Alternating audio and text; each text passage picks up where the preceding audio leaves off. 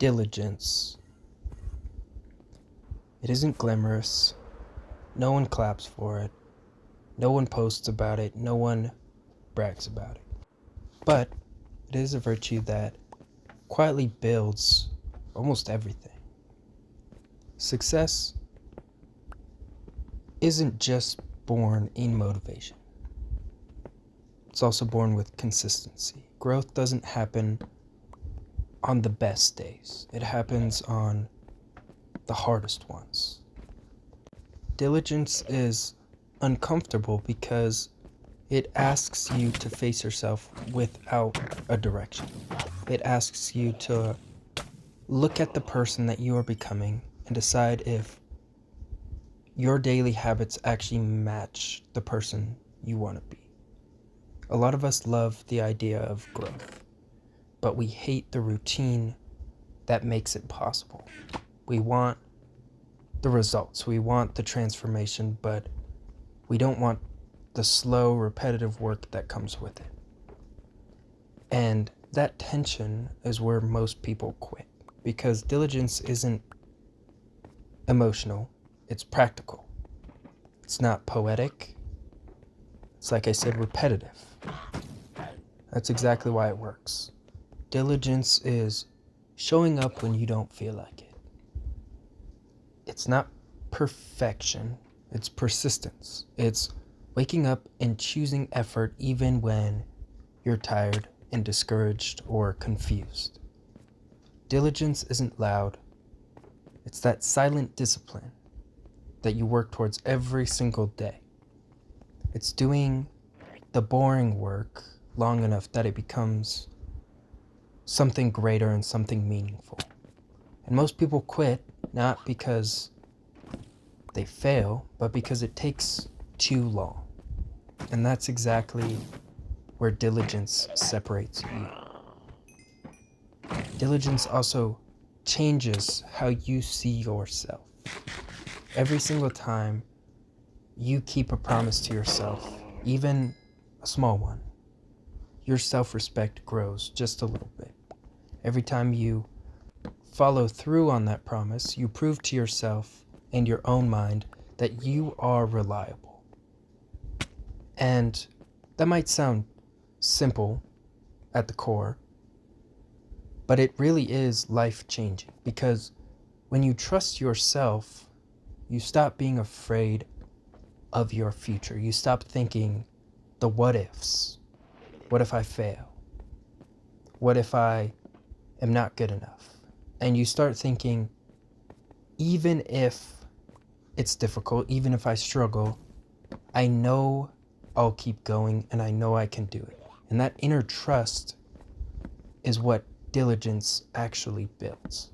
If I'm honest, I've struggled with diligence a lot, especially in the time where I had my ACL, MCL, meniscus surgery. There were days that I didn't get out of bed, days I didn't want to do my physical therapy and my rehab, days that I felt like I was stuck behind. I was broken and I was just wasting my life away. My motivation left so fast, and at first, I was honestly fired up. Then reality hit me like a truck. Rehab was slow, progress was painful, and I felt like nothing I was doing was helping or changing. And there were moments that I wanted to give up completely, not just on recovery, but on myself. But diligence isn't about feeling ready. It's about choosing to move anyway.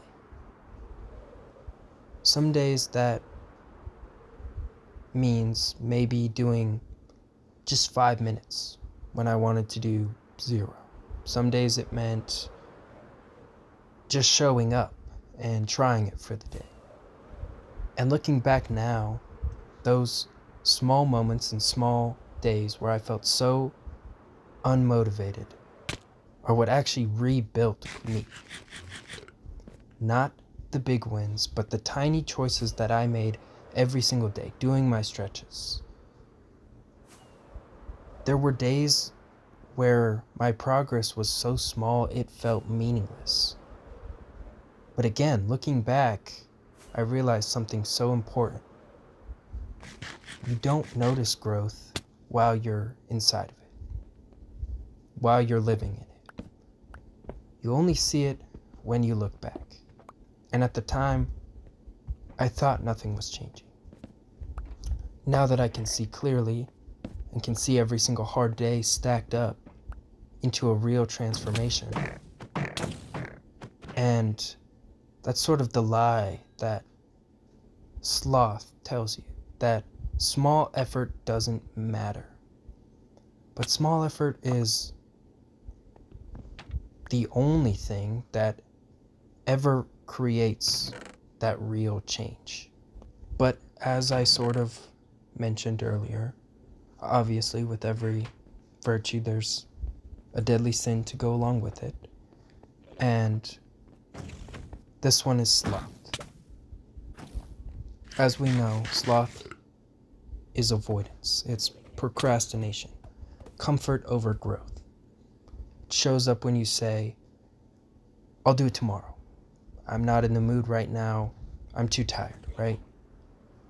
And sloth feels gentle at first, but it will steal your future ever so slightly, very, very slowly over time. And it'll convince you that rest is more important than purpose, even when rest becomes escape. Before you know it, you're stuck in the exact same place, wondering why nothing has changed. Sloth doesn't ruin your life in one day. It does it in small delays. And it feeds on your self-doubt when you don't believe you can succeed. Procrastination feels safer than trying. You'd rather delay than risk proving that fear right. So sloth isn't always just laziness. Sometimes it's protection. But the problem is, it protects you from failure and from success. It keeps you safe, yeah, but it also keeps you stuck. Diligence, on the other hand, is choosing courage over comfort, even when you're unsure of the outcome. So that begs the question, how do we practice diligence in real time? Well, it could be something as simple as doing your work even when no one else is watching, or keeping your word to yourself. And this is a big one. Finishing what you started. Showing up scared, tired, or unsure, but still putting in the work and making it happen. It's choosing progress over the comfort, even when the progress might be tiny, because small progress repeatedly over an extended period of time becomes something powerful. And you don't need to be different overnight. Change doesn't happen overnight.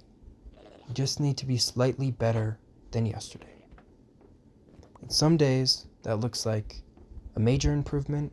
Other days it means just not giving up, staying consistent. And both matter just as much, because consistency isn't about speed. It's about direction. And with direction, it'll take you very, very far. If you feel behind, this virtue is for you. If you feel stuck, this virtue is for you. If you've ever started something and given up, this virtue is for you. Again, I want to make it very clear, you don't need to be perfect. You just need to stay consistent. You don't need motivation as much as you need discipline. And discipline is just diligence practiced daily.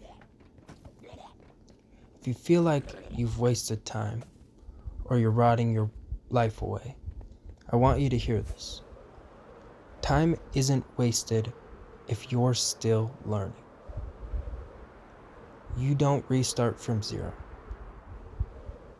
You restart with other experiences. Every single setback that you've had has taught you something about yourself. And diligence is what helps you use those lessons instead of repeating those same patterns. And diligence isn't just about becoming perfect. Again, I want to make that very, very clear. It's about becoming dependable, not to the world, but to yourself. When you show up consistently, you stop being at war with your own potential. You stop living in guilt about what you should be doing right now. And you start living in pride for what you're doing. And that shift is quiet, but it'll change your perspective on everything. And when I say pride here, I don't mean it as a deadly sin or in a deadly sin way. I mean the quiet kind, the steady, grounded pride of knowing that you showed up for yourself even when it was hard. Not in an egotistical way, not in a superiority, just self-respect. So, if there's anything you take away from this, this is what I want you to remember. Your future is built on what you do on your worst days, not on your best ones. I want you to keep pushing even when life gets boring. Keep going even when it hurts. Keep going even when nobody else is noticing it. Because one day you'll look back like I did, and you'll realize that those quiet, hard, unnoticed days where you didn't want to get out of bed built everything that you are proud of. And if you ever feel like your effort isn't enough, remember this. You don't need to move mountains every single day. You just need to keep walking. Even if it's slow. Even when you're tired. Even when you're scared. Because growth isn't about how fast you get there.